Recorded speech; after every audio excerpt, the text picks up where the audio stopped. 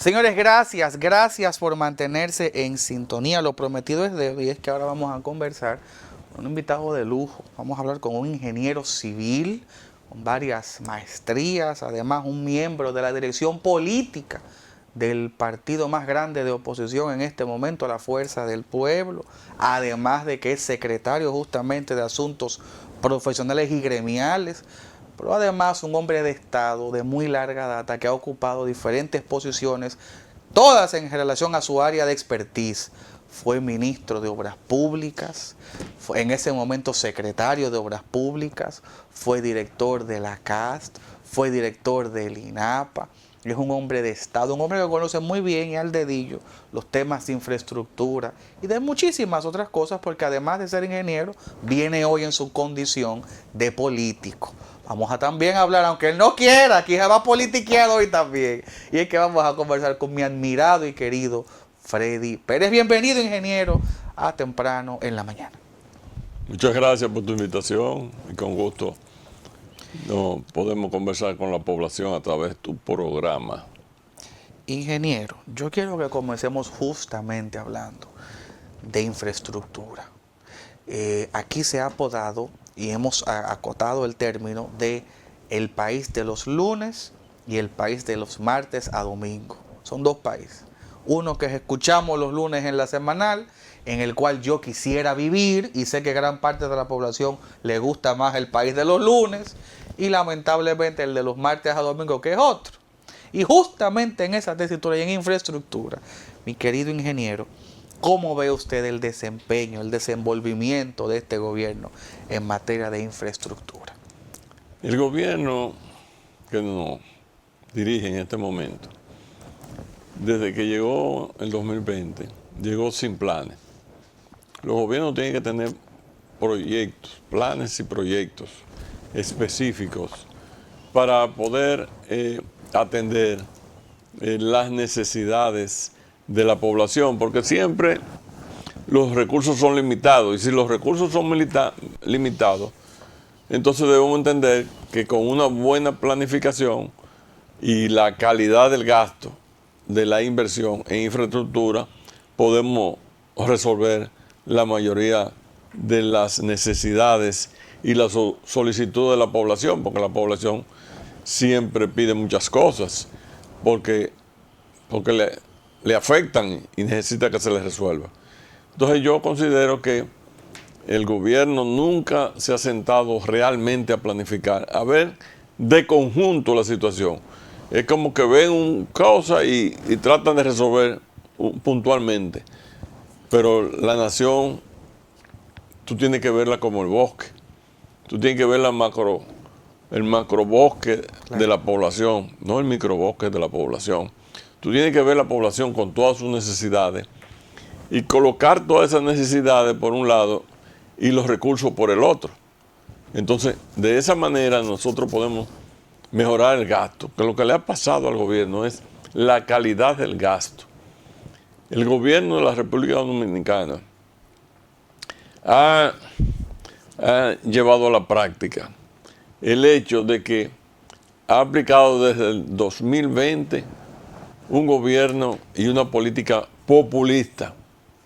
Pero a diferencia de países de América del Sur, por ejemplo, que iniciaron con política populista, pero apoyándose en el crecimiento económico de esos países, la diferencia entre nosotros es la política, esa política populista, política descansando en préstamo. Obviamente, tú descansar una campaña populista en préstamo y sin una planificación global, tú llegas a la situación que nos encontramos. Muchas obras que debieron haberse terminado de los gobiernos anteriores, que no se terminaron, y ni siquiera la de ellos se han terminado. Esa es la situación. Don Freddy, pero entonces uno escucha, y me tengo que remitir al discurso de los lunes, las intervenciones que hace el presidente de la República los lunes, donde esboza que es prácticamente un discurso de oposición, eso de que hay retraso en las obras. Él inaugura con mucho orgullo y nos enseña, nos muestra sus triunfos en infraestructura cuando habla de la circunvalación de Baní, otras carreteras, este paso a desnivel que, Dios mío, lo han publicitado como que de verdad a veces yo pienso que el paso a desnivel es más grande de lo que, porque digo, pero cuántos anuncios, una cosa, quizás es la mejor y más grande obra de su gestión, creo yo. Pero bueno, la pregunta es la siguiente, ingeniero. Cuando uno ve toda esta parafernalia en torno a estas inauguraciones, a estos anuncios, monorriel, que va a ser, parece que la gran solución al tema del tránsito en el Gran Santo Domingo es ese monorriel, la 2C que también él lo anuncia con mucho orgullo, que eso viene. ¿No entonces entra en conflicto esto con el discurso opositor de que las cosas no van bien? Todas estas luces que muestra el presidente los lunes. Bueno, lo que pasa es que una cosa es decir y otra cosa es ver. Cuando tú comparas lo que él dice y lo que se hace, hay una diferencia enorme, hay una brecha enorme. Y todo radica, vuelvo y repito, en la calidad del gasto. En que los gobiernos del PRD, cuando le tocó gobernar, y los del PRD-PRM, que es el que está ahora, el gasto de capital es muy pequeño. Y se habla de gasto de capital, la parte del porcentualmente del Producto Interno Bruto que se invierte en infraestructura. En países como el nuestro, en el mundo entero, pero en países como el nuestro, en vía de desarrollo, el círculo virtuoso que dinamiza la economía nacional es precisamente la inversión del gobierno en infraestructura. Y no se puede ver, y ahí está la diferencia de todo lo que habla y todo lo que se ve, porque ese porcentaje del Producto Interno Bruto es muy pequeño. Es más, el más pequeño de las inversiones está ocurriendo en el cierre de este año. Este año va a terminar con 1.7, 1.8 o un 2 como máximo, que es lo más bajo en inversión que ha ocurrido. El más bajo ocurrió cuando Hipólito, que fue 1.3, pero este va a terminar en 0.9 de porcentaje de inversión del Producto Interno Bruto en infraestructura. O sea, no importa a quién nombre, si las instituciones del Estado no cuentan con recursos, las instituciones de infraestructura con recursos para dar mantenimiento, para proyectar nuevas obras, para terminar nuevas obras que no se han terminado, terminar esas obras. O sea, el presupuesto de instituciones como, por ejemplo, Obras Públicas, tiene que estar definido de la siguiente manera, que yo encuentro cómo yo cojo los recursos que tengo y termino las obras que más fácil se pueden terminar. Es decir, las que se podían terminar en este año y le aplico un porcentaje importante de los recursos. Para lo que se van a terminar el año que viene, un porcentaje, pero tiene que haber un porcentaje de mantenimiento. Porque no hacemos nada si no tenemos mantenimiento. Y no solo no se planifica que hay obras importantes que mostrar, que las que están tienen problemas porque no se les da mantenimiento. Entonces, con 0.9, tú me preguntas, ¿y por qué 0.9? Si ellos están diciendo que van a invertir 2.5, no.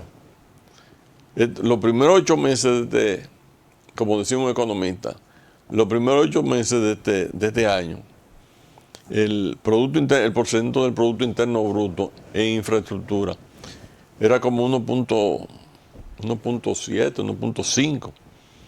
Si tú le quitas a eso la inversión bruta de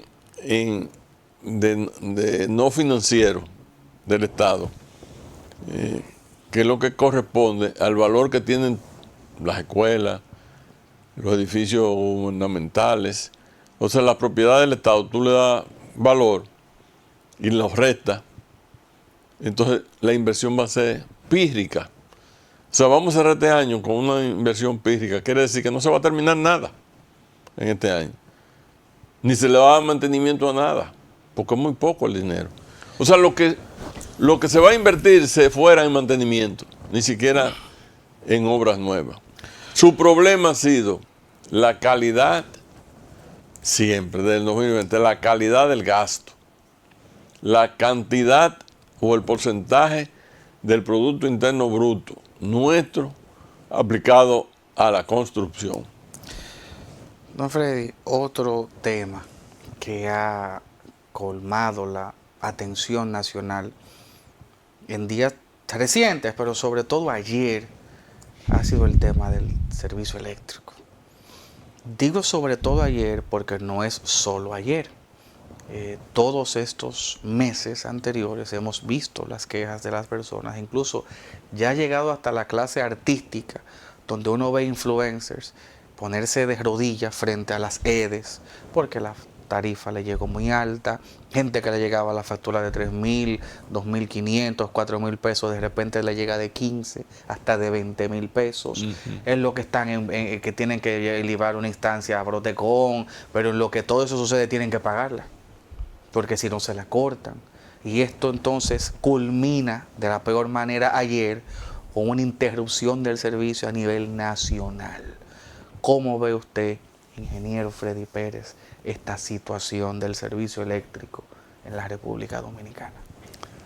En países como el nuestro, en vía de desarrollo, que ya está todo informatizado en las instituciones, y la mayoría de la población tiene suficiente energía eléctrica, los barrios más pobres, inclusive, tienen instalaciones eléctricas.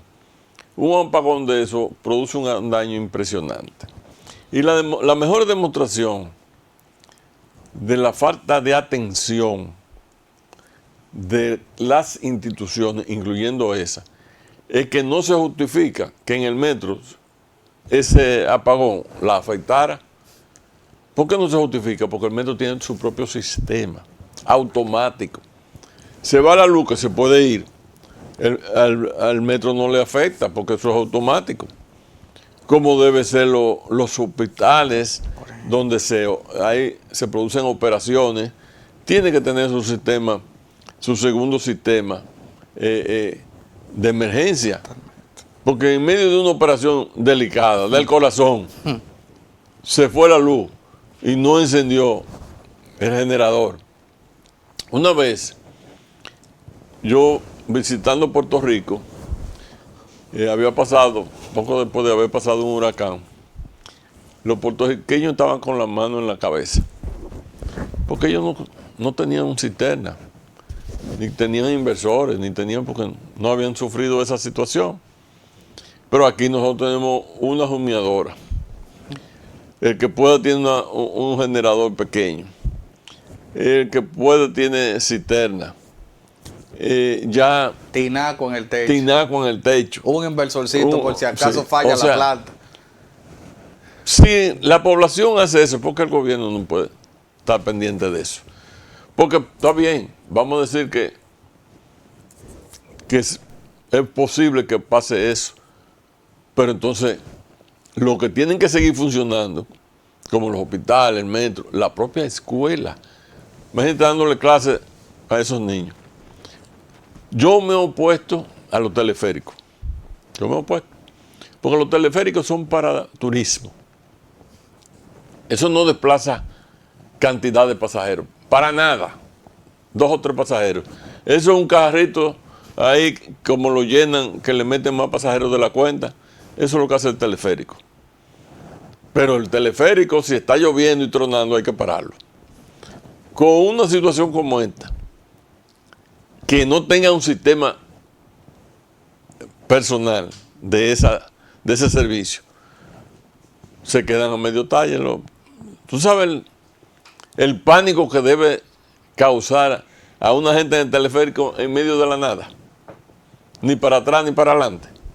O sea, tú no puedes hacer un teleférico sin su sistema auxiliar, porque ¿qué? Cualquiera se muere del corazón. Y en el túnel, tú allá abajo, parado, y tenés que salir a pie. O sea, la nación, gobernar es una cosa seria, no es un relajo, es una cosa seria. Y el gobierno son sus instituciones. El éxito de un gobierno y de un presidente como administrador de los bienes del Estado es realmente que sus instituciones funcionen. Aquí no hay una institución que esté funcionando. Educación no está funcionando, salud no está funcionando. Miren el problema eléctrico. Aquí resulta que es el país donde más muertes de tránsito ocurren. Donde más muertes de tránsito ocurren. Por cualquier tontería. Entonces, si las instituciones no están funcionando, el gobierno no puede estar bien. Y esa es una realidad. Don Freddy, no me gusta ser injusto. No me gusta la injusticia. Y trataré de ser objetivo, equilibrado. Según lo que yo escucho en la semanal, aquí no hay problemas con el agua. ¿Cómo? Según lo que escucho los lunes en la semanal, eso es la oposición inventándose discursos, molestando. Aquí hay agua en todos los lados. Usted abre el grifo de su llave y va a salir agua a borbotones. Eso de que aquí hay camiones de agua, eso es mentira. Lo estoy citando a mi presidente de los lunes. ¿Es esto cierto, ingeniero Pérez? El presidente debiera darse su caminadita por los barrios a veces. Y no que le cuenten. Entrar a una casa.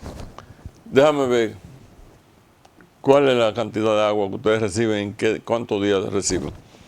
Porque se sabe que en el Gran Santo Domingo el agua es programada. O sea, si te dan 3 días, ¿no verdad? Pero es programada. Y tú puedes tomar agua y resuelve. Pero cuando tú no recibes nada de agua, que tienes que comprar, que tú ves que la cantidad de camiones tanqueros que han aumentado enormemente, ahora hay más camiones tanqueros que nunca, quiere decir que ese es un negocio. Y lo caro que está. Caro. Entonces, yo mido el servicio de agua potable por la fuente, no por las tuberías, no por el tanque. Si no hay fuente, no hay acueducto. Aquí hay 2 fuentes, en toda parte del mundo, fundamentalmente. Agua superficial, que es agua de río, y agua subterránea, que es agua de pozo, como se dice. Aquí el 75% en el Gran Santo Domingo es por bombeo, que es el que necesita energía eléctrica. Si no hay energía eléctrica, no hay agua. En mi casa es así. No hay agua. Entonces, el servicio de agua potable en el país entero es malo, porque tú no has visto en ninguna provincia, ni en el Gran Santo Domingo, que hay una nueva fuente que está preparándose o está activa para un nuevo acueducto. Si tú creas un nuevo acueducto alimentado por lo mismo, cuando hay déficit no estamos en nada. Entonces, cuando yo estuve en la casa, dejé el estudio para traer entubada desde Atillo 4 metros cúbicos. Eso nos resuelve el problema haciendo por lo menos 4 tanques más y mejorando las redes. Pero no se ha hecho. No se ha hecho de ninguna manera. Son la misma fuente y le pintan la cara a un acueducto, le cambian 3 piezas y llevan al presidente que a inaugurar. Entonces el presidente se presta a veces a esas cosas que la población que sabe que llevan al presidente, de que un acueducto nuevo llega al presidente, pone un camión y él lanza el agua. Pero es un camión que está alimentando la tubería. Se va el presidente y resulta como un acueducto reciente en el sur. Se va el presidente y ahí no hay agua. La población comienza a quejarse y a protestar, pero además de eso, a culpar al presidente que fue a inaugurar una cosa que realmente no funciona. El presidente tiene que tomar medidas siempre. Tiene que, en eso, no puede permitir que ningún funcionario lo lleve a hacer un papelazo. Ingeniero, en el tema de uno de quizás de las partes más neurálgicas de países en vías de desarrollo como el nuestro es la alimentación, la comida. el dominicano, y no el dominicano, cualquier ser humano, necesita garantizar, tener garantizado el acceso a una alimentación balanceada y correcta. Yo no hablo de lujo, yo no hablo de langosta ni de churrasco, yo hablo de comida que comer. Tener algo que comer. Las tres calientes. Sin embargo, es increíble que tengamos que hablar de déficit alimenticio en el 2025. Es increíble que la canasta básica no esté a la par siquiera del sueldo mínimo. Esté por encima, muy por encima del sueldo mínimo. ¿Qué está pasando en su opinión, en su expertise de hombre de Estado con este tema de la canasta básica? Es la inflación. La inflación es un proceso conocido por todos los estadistas, ¿no? Los gobiernos.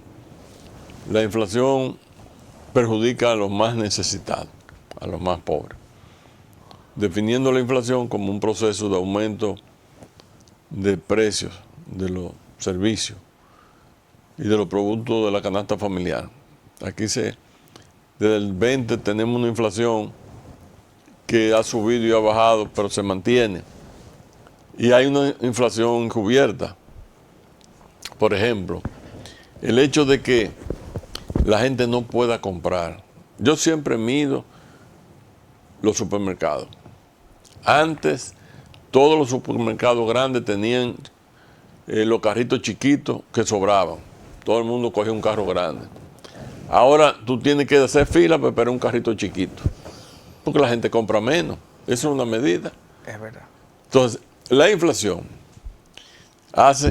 obliga a que la gente consuma menos, haya menos trabajo y la economía se resienta más. Y eso quien más lo sufre son los sectores más necesitados. Y tú no ves una medida compensatoria, porque una medida compensatoria de los trabajadores es la indexación. Si tú indexas el sueldo a cómo va la acumulación, la inflación acumulada, pues bueno, nosotros tendríamos un sueldo de unos 50,000 pesos, que más o menos podría competir con la canasta familiar, que está por encima de eso. Está casi 50,000 pesos la canasta familiar. Entonces, cuando vienen los momentos de escuela, eso es duro, porque de que el gobierno da los libros y la cosa, pero no, eso no es suficiente. El dolor de cabeza de las familias dominicanas, que antes, en los gobiernos que presidió el presidente Leonel Fernández, que fue el que generó y produjo las reformas del Estado. O sea, hablando de la reforma del Estado, que mejoró el servicio, primero las condiciones físicas de los edificios donde laboran las diferentes instituciones del Estado, y segundo, mejorar los servicios de las instituciones del Estado. Eso es lo primero.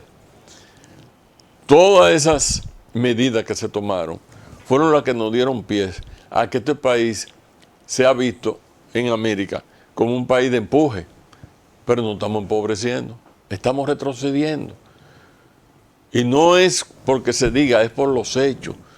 Si nosotros, el Producto Interno Bruto, que como definición es la riqueza nuestra, es el precio de todo lo que producimos de bienes y servicios, si eso reduce, si ese Producto Interno es más pequeño, quiere decir que es más pequeño el dinero que tú tienes, es más pequeño lo que tú puedes comprar, es más pequeño la capacidad de trabajo que tú puedes desarrollar, es más pequeño todo lo que está ocurriendo. Por tanto, tú estás retrocediendo. Si el Producto Interno Bruto se mantiene y sube un poquito, eso quiere decir que se está produciendo más, que la población está trabajando más. Pero esa es la mejor medida, de verlo en la inflación y en la creación de riqueza. Si no hay creación de riqueza, hay problemas. Este gobierno no hay creación de riqueza, al contrario, estamos retrocediendo.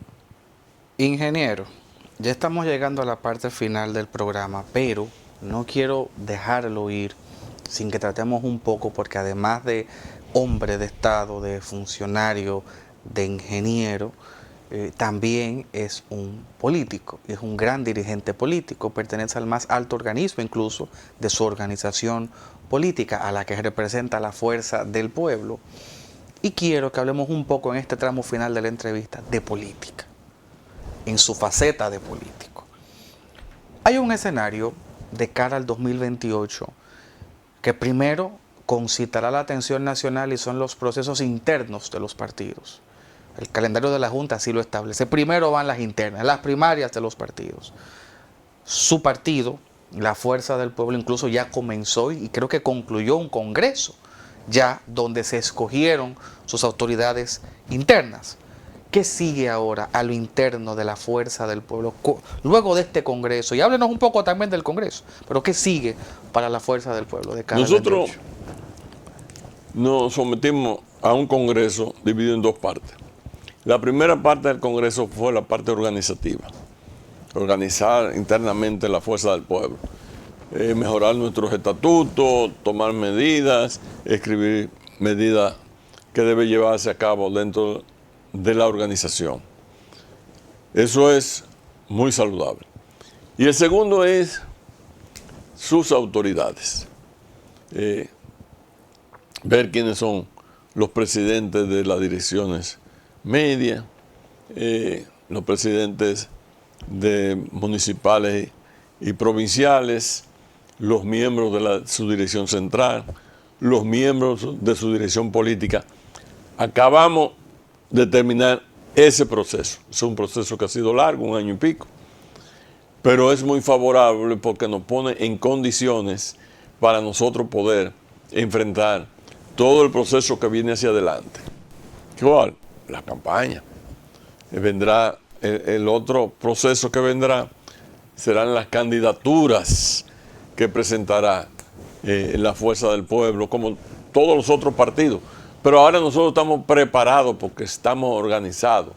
Es el plan que vamos a elaborar, ya tenemos el carro que permite avanzar, porque lo tenemos lleno de combustible, tenemos un buen chofer y tenemos hasta los pasajeros. Es arrancarlo nada más.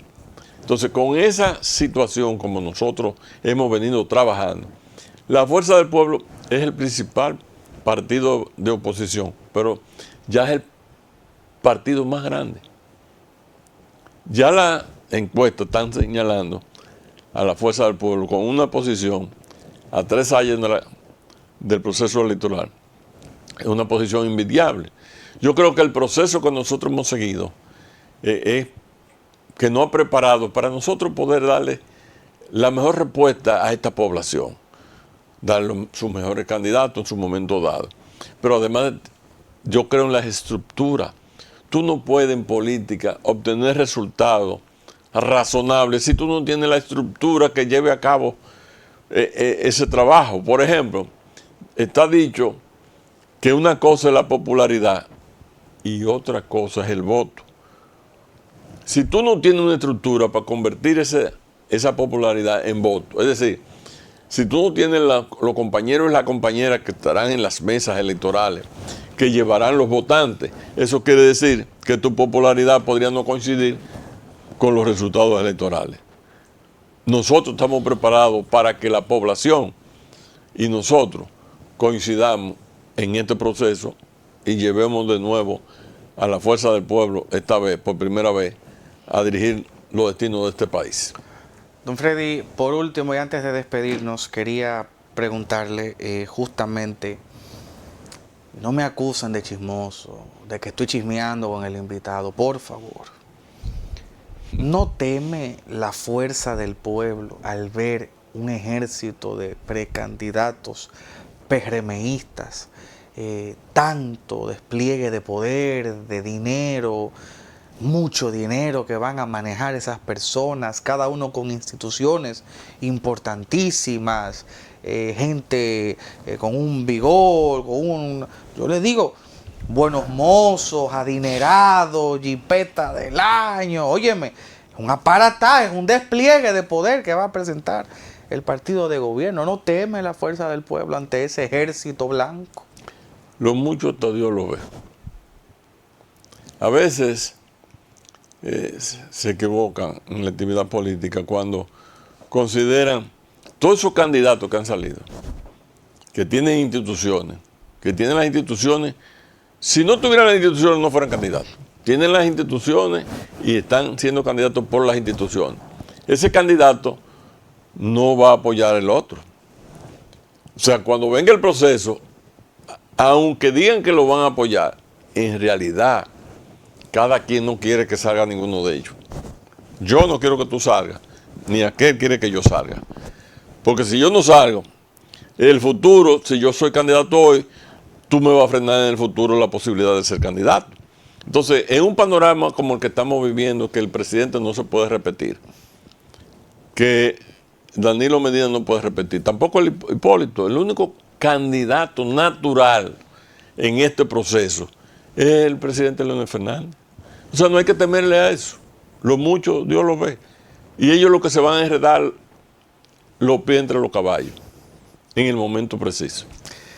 Gracias, ingeniero Freddy Pérez, gracias por acompañarnos, gracias a ustedes, Sintonía, por siempre estar con nosotros y esperamos, si Dios lo permite, mañana estar en este mismo horario, por este mismo canal. Que Dios los bendiga mucho.